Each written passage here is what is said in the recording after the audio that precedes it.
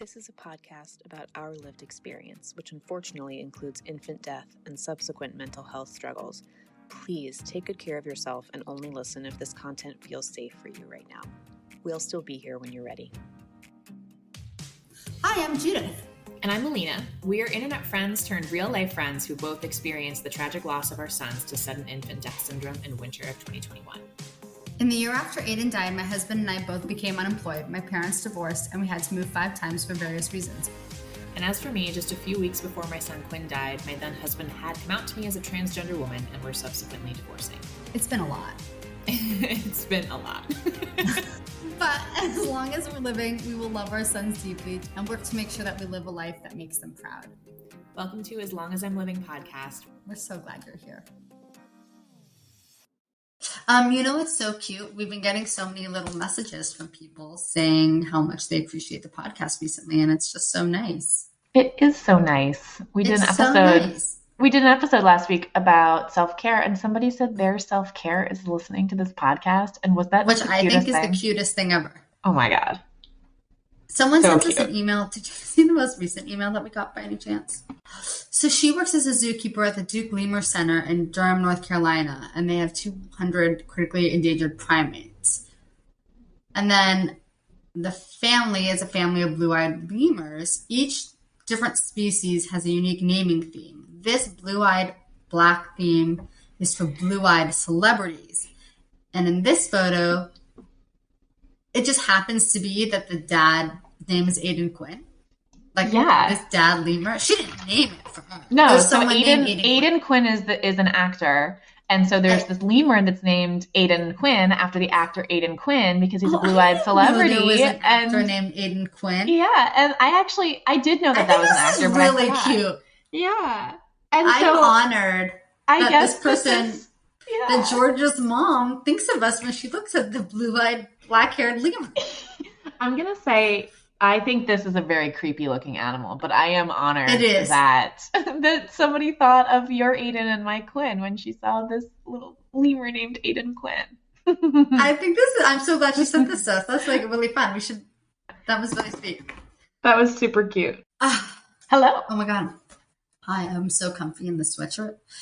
So let's start talking about our theme today, which is Halloween decorations. It's spooky season. I feel like I have to give some context into my relationship with Halloween. Alina, do you have a relationship with Halloween? I would say I do. I am not the biggest Halloween person of all time, but I've always, pre-COVID, I've always enjoyed dressing up for Halloween. I have always gone to a Halloween party or hosted a Halloween party. What did you dress up of when you were pregnant? I was never pregnant. I was never pregnant with him on Halloween. He was born his first and only Halloween. What did he dress up as? He wore one of those, those above the arms swaddles, the love me something swaddle. So it's a white swaddle with his arms up, and so I just stuck black spots and made him a ghost. Yeah, so he was a little ghost. Cute. That's ironic in a creepy way now. Yeah. And then I also, he also had a little pumpkin onesie that we put him in, but it was in the wrong size. So it was too big, but it was cute. So that is very cute. Yeah. And we did not do a cute family costume. It was COVID. He was a very newborn. I was fucking tired and we didn't do the whole thing, which I don't have any regrets about because at least he dressed up in a cute little thing. For 5 minutes for a picture. So what about you, Judith? Did you dress up for? First of all, I have to say that I don't celebrate Halloween. So to me, Halloween, I love giving kids candy. I think it's very fun. I do it every year. I like it when they come to the door and they knock. And then I always say, what did you do? I'm into that. But me and my family don't celebrate Halloween. But you do celebrate a different dressing up holiday. But we do celebrate a different dressing up holiday. And Aiden dressed up as an Amazon package because that year we were doing an ode to our favorite essential workers. So my husband dressed up as a UPS worker. I dressed up as a post office worker and USPS. And then Aiden dressed up as an Amazon Prime package. It was a very cute theme. It was super cute. And I think we should post pictures of Ghost Quinn and package Aiden. Well, someone told me after that they're whenever I see an Amazon truck, I think of him. I You probably think of them all day long because the Amazon trucks cute, outside my house 24 hours a day. I feel like they work for me at this point. I pay for. But anyway, my point was that I did enjoy that part of Halloween, and until I lost Aiden, I didn't even think about Halloween at all. I didn't think about it at all. I mean, I was aware that all the kids were doing it, and I definitely maybe was jealous in the way that someone who's 12 would be jealous and someone getting candy. But I can't tell you how little I was affected by it. I didn't pay attention to the decorations. I didn't think about the day. I still, to be honest, I'm not even 100% sure what we're celebrating. I think it's a cultural holiday. Oh, 100%. It's a cultural holiday. I mean, yeah, it has roots in other stuff, but it's a cultural holiday. Okay, completely. So yeah, I don't even know what it's about. Something about something. Do you? If you want to know the backstory, essentially November 1st is All Saints Day. So for Christians, that's a day where you celebrate people who are dead, and then the night before is the spooky day where the dead people come to visit you. I think that's the origin of it. But at this point, it's just a day where kids dress up. Right. So growing up in my home, my family would be like, "Oh, that's a Christian holiday, so we don't celebrate it." And I do think even some sects of Christianity don't do Halloween because it's inviting demons or whatever. But I grew up atheist, so that was not a factor for me. Okay, so last year was the first year that Halloween really had an impact on me.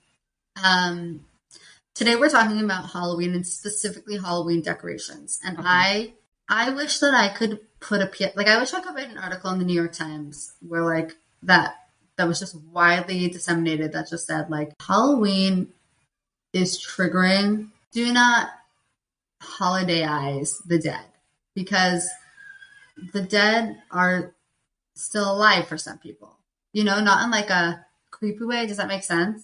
To me, dead people are not spooky. They're not. I use the word fetishized, but I don't think that's the right word. Yes, but maybe I think that is the right word. Okay. To me, it's so insensitive. It's so insensitive to fetishize and Party City and 99-cent store the dead. Yes. And I wonder if there is another way for people to celebrate and put up decorations that is more sensitive. Yeah. I land on the side of have fun with it, do what, decorate your house, do whatever, but I really am vehemently opposed to the types of decorations that are going to trigger our most vulnerable grieving population. So that can be the bloody stuff. No, some people, it's just, to me, I look at those decorations and it's clear to me that people have had an easy life. Yes, I agree. The privilege in those decorations is astounding. Yes. I mean, even the idea. Okay, let me go through some of the categories that I find entertaining and some that I find thoroughly unentertaining. Okay, it doesn't bother me if you have a blow up ghost in your front lawn. Yeah, no, same. I like that. I think it's cute. That doesn't bother me at all. What bothers me is the bones coming out of the ground. Judith disappeared. A Halloween prank. Oh my gosh. I'm back. But, okay. I mean, we're really struggling, but it's okay. I opened the door. Maybe that'll make it better. Okay, we'll try it. I turned off our video too. That should help. Oh. No. Okay. You were saying what bothers you is the bones. Oh, what bothers me is the bones. I don't like the bones. And I don't think there should be any explicit reference to a parent or a child. I don't like when, I remember last year, I was walking around my neighborhood and there was a grave headstone that said, here lies a father of 3 children or something like that. Yeah. I imagine that maybe in that house there is a dad that has 3 kids and maybe that was funny. I don't know. I don't find it funny and I find it really insensitive. And I don't think that any amount of time is going to change my mind about this. I agree. And I think I've seen decor that is human forms hanging from nooses. Not funny. not funny. Seen bloody, dismembered bodies. And I think they would say that's the point. It's supposed to be creepy. It's supposed to be creepy. It's supposed to be shocking. Like, blah, blah, blah, blah, blah. It's supposed to be creepy and it's supposed to be shocking. But my question is, if you were in a conversation with somebody who had lost a parent to some brutal violence, would you sit in front of that person and tell them a joke about where the punchline is a dead person who was hanged by a tree? You probably wouldn't. And I think that's what's so frustrating, because I think people do not realize that when you do something in public, when you decorate your house in public, it is no longer between you and any individual person. Like, you don't know the strangers on the street. Yeah. And so, yes, for some people, they might have the privilege of not knowing what a dead baby looks like. But think about that one person who has. If you knew that person, you would never, ever, you know, shove a dead baby cartoon in their face. That's right. Would never. And I think every time I've seen, since Quinn died, like every time I've been aware of this issue and I've seen Halloween decor that is actually like literally like dead human forms, I just think to myself, like, wow, those people have clearly not interacted with a dead body, because if they had, they would not want that in front of their house. Right. Like, I unfortunately have manipulated and interacted with a dead human body. It happened to be my son. And once you've done that, you don't really think it's cute or fun or spooky in a cute, fun way, right, to have a dead body in your home. Like, and I want to talk about that spooky thing again, because I said, I don't think that they think it's cute. But what I do think is that it's not, the dead are not spooky. The dead to me are alive, not in like a creepy way, but like they're still living. Like the fact that my son's bones are in one place is not something that creeps me out. It's like, if I could go in there and hug those bones, I would. I don't think it's creepy. I think it's like beautiful, and you're making something that to me is precious and beautiful and holy and spiritual into a plastic decoration. Yeah. And that's why I find it so offensive. It's because this is, you're making something that to me is private and holy and special into a commercialized version. Yeah. A joke. And I suspect that they either aren't thinking about it, or if I said that, they'd be like, no, it's just a decoration. I don't actually know what someone would say, because I've never decorated my house. So I don't actually know. Yeah. I suspect it's just because people like decorating because it makes them get into the spirit, and maybe they love Halloween, and so it's like a spirited thing. But it can be spirited without it being explicit. Yeah, and I think that there are two issues here. There's one, that it can be triggering to people who have experienced something similar. Like, if you found your loved one having completed suicide, you're probably not going to love the person hanging from Halloween decor, like from someone's porch. That's probably going to be really triggering. So triggering someone with loss. And then also, and I don't think I've felt that this year. Last year, I was definitely triggered by Halloween decor. This year, I'm just like offended, and it feels in such poor taste that I'm like, they have bad judgment. Those people have bad judgment. And I just think it's like tacky and thoughtless and in poor taste.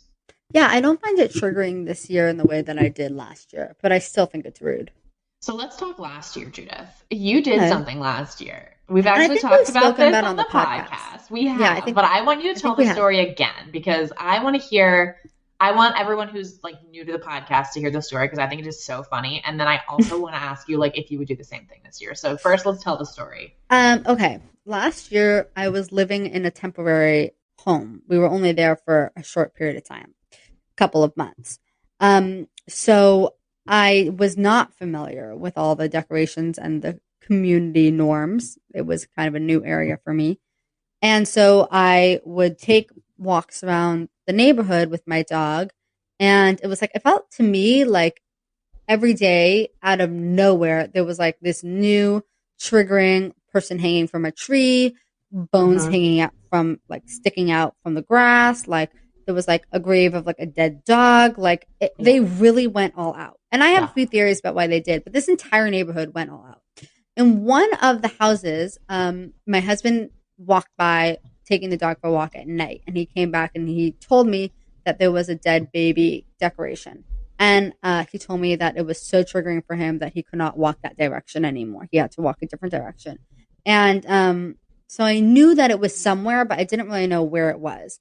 And I continued to walk my dog, and then I kind of stumbled across from this house. And I can't explain it other than to say it was so lifelike. Yeah. It was so lifelike. And there were these two babies that were sitting on top of, I guess, kind of like a little gate, like a gate entrance, up the driveway. So like halfway down the driveway to someone's house. Two baby corpses were sitting there. And they were babies. Like, they were dead babies. Babies. But they were like chubby. Their cheeks were round. Yep. And their bellies were round. And they looked like a dead baby. And I was so unbelievably triggered by them that one night I was like walking, and I just like felt their eyes pierce down my soul. And I guess I was driving that night, and I saw, like, I just felt them staring at me.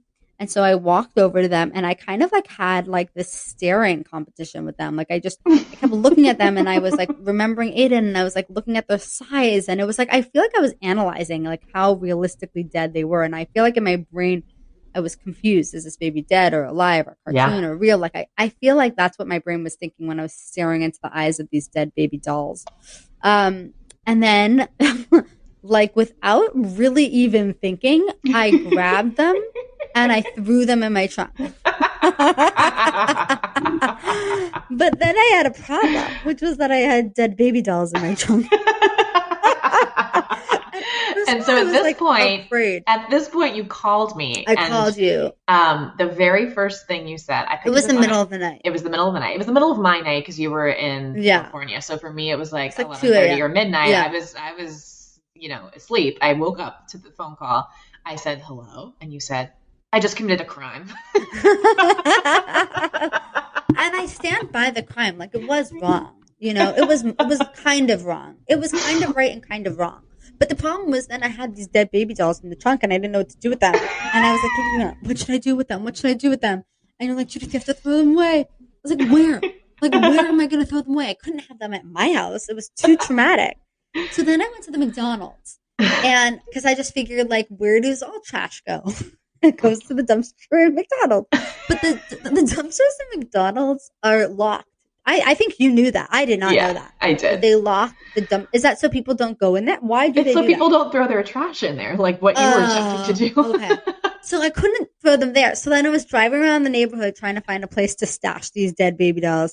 And I ended up like, it just like was so traumatic. And like I was in such a frenzied panic that I ended up just like finding someone whose trash was on the curb, I think, and it was empty. So it was like an empty trash can. The trash truck had already been there. And I just like threw them in there. Both of them. This random stranger's trash. So that person's going to take out their trash next and they're going to open it. And they're just, exactly. I guarantee it. But, I stand by what I did because I think it was just wrong. It's like wrong and right. It's as if somebody had, like a KKK symbol on their lawn. Would you steal that and throw it in the trash? Yes, you would, because we don't believe in white supremacy.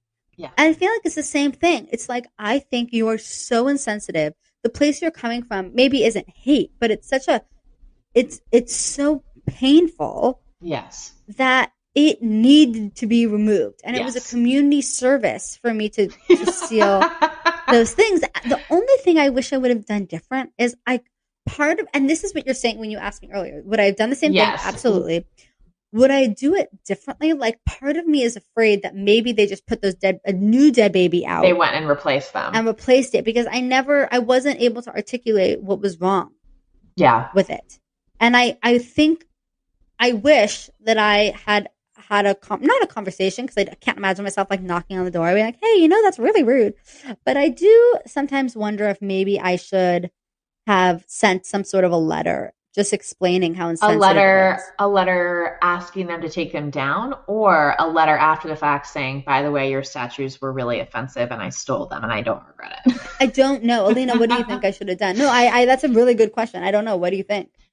I think I probably would have started with sending a letter, like now. At the time, I was going to say, you would not have done nothing. No. Back then, I probably would have done exactly what you did. I would have stolen them. Truly. I think I would have, and I am not a particularly confrontational person, but like just when you're in that headspace and you're triggered and it's so offensive, and this was like something you could do. Like our lives are so bad. This was like a thing that was hurting, and you could fix the hurt. That's what I told you. Yes, I could. It felt like I was like sticking it to the man, which I don't even think I understand that reference, but I do feel like it was like that. It was like, being able to punch back to something that hurts, and there's so much that was hurting constantly. And there was nothing I could do. Yeah. So I think to me now, like what I would do now is I would write a really tear jerky, like really laying it on thick note that says, my son died. I'm devastated. And like really twist the knife and make them feel terrible and ask them to take it down and hope that they would. And then if they didn't, I would steal them still. So you think I should send a letter? I mean, you could now. Should we write a letter now on the podcast and read it I'm out loud? curious I'm curious what would happen. I'm like curious. Yeah. Okay. Dear homeowner. Hold on, I need a pen and paper. Dear homeowner. You don't know me. You don't know me. Yeah, that's a good place to start. I'm just gonna start. I'm gonna keep it simple. Mm-hmm. Dear homeowner. And I would encourage anybody who feels like there's a triggering home in their neighborhood just to leave a little note that says, Dear homeowner, I know you love Halloween and you put up such spirited decorations. I love the enthusiasm that you clearly have for holidays. Enthusiasm. Yeah. However. For holidays. However. I'm writing to inform you. I'm writing to inform you, okay. That the decor you selected, M dash. The explicit dead baby corpses, M dash. Baby corpses. May be triggering. Is triggering. It is. Is triggering. For your local neighbors. Unfortunately, my son died at home. And so I had an up-close encounter. With a dead baby corpse. And it wasn't pleasant. It was very unpleasant. Having my personal tragedy repurposed as decor. Yeah. Oh, wow. Powerful. Is deeply painful. How about this? Is in poor taste at best and offensive and triggering at worst. Oh my God, Alina. Last year, I removed them from your property. And this year, I'd like to ask that you reconsider your decor choices. Yeah, I ask you consider perhaps a good-natured spider or a ghost or maybe some dinosaur bones. Wait, hold on. And this some alternative, more palatable decorations. Perhaps a spider. Or a cute ghost. A cute ghost. Okay, read the letter out. Read your letter in full. Dear homeowner, I know you love Halloween and you put up such spirited decorations. I love the enthusiasm you have for the holidays! ! I'm writing to inform you that the decor you selected last year, explicitly the dead babies, corpses, were triggering for your local neighbors. Unfortunately, my son died at home, and so I've had an up-close encounter with a dead baby corpse, and it was very painful. Having my personal tragedy repurposed as decor, is in poor taste at best and offensive at worst. Mm-hmm. Last year, I removed them from your property, and this year, I ask you consider some alternative, more palatable decorations, perhaps a spider or a cute ghost. Your neighbor, Judith. What do you think? I love it. I love it. I think it's good. I think it's great. I think it's great. I'll send it. Please send it. I want to know if they respond. But I'm not going to put my real return address, so what should I do? Right. I can't put my real return address. Put your dad's house. I should. But you know what I could do? I could just put an email address at the bottom, like sign it with an email address. Yeah. A fake email. Or a real email. Or a real email. If you'd like to discuss further, like you can message me at whatever. If I got this letter in the mail, I don't know what I would do. If I got this letter in the mail, I would feel really bad. I would feel so bad. I would be like, oh, that's what happened to the dead baby statues. Yeah. I would feel horrible. I really wanted those. Those were collectible vintage dead babies.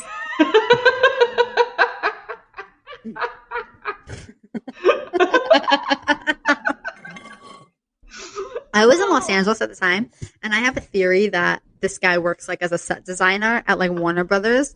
And because their decorations were like next level. Yeah.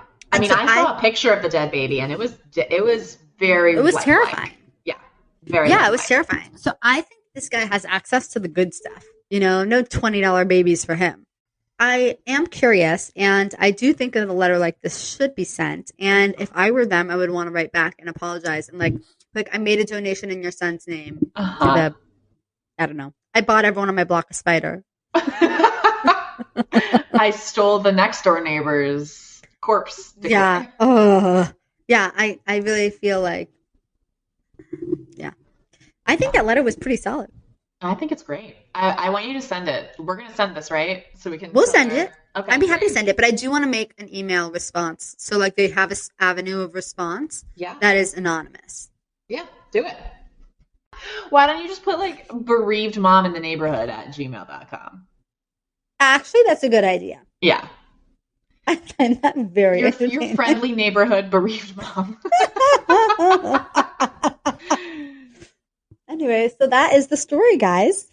Wow. We'd love to hear your Halloween stories, and I actually want to know if you guys are just as triggered as I am, and if anyone else has done some devastation. No, not devastation. I don't know. If anyone else has ruined someone else's yard because it's so painful, I can totally imagine myself doing that again this year. However, where I live now, I've been looking, and mostly people have like innocuous stuff. Yeah. Yeah, I would say to me, this is my personal opinion, the safe list is witches, ghosts, spiders, like even zombies feel okay to me. What about pumpkins? Where are the good old pumpkins? So freaking cute. Just have a pumpkin. And then I forget if we said this, I think I said this already, but I saw a house that had dinosaur bones, like stand-up dinosaur bones that were really cool. And I thought that was like a cool way to do like spooky skeleton without having it be humanoid, you know? I liked those. I like that too. I really like that too. I mean, I'm not against decorations. You know me, I love a party. I love a theme. I love to decorate. Yeah. I even love when someone makes their whole house look spooky. Like it's not my style, but like if they put a bunch of big cobwebs and like a smoke machine, like that's super fun. Yeah.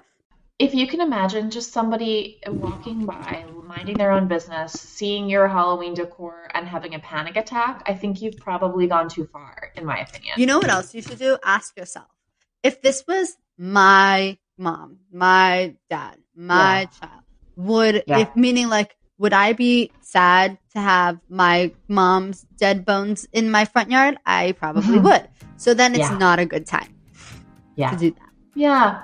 I do have strong feelings about this. I really do. I really do too. Clearly by my letter. I cannot wait for them to respond. To all of our wonderful new friends, we want to hear from you. Email us at aslongasimlivingpodcast@gmail.com and follow us on Instagram at aslongasimlivingpodcast. We'll get back to you as soon as our grieving brains allow. Yay!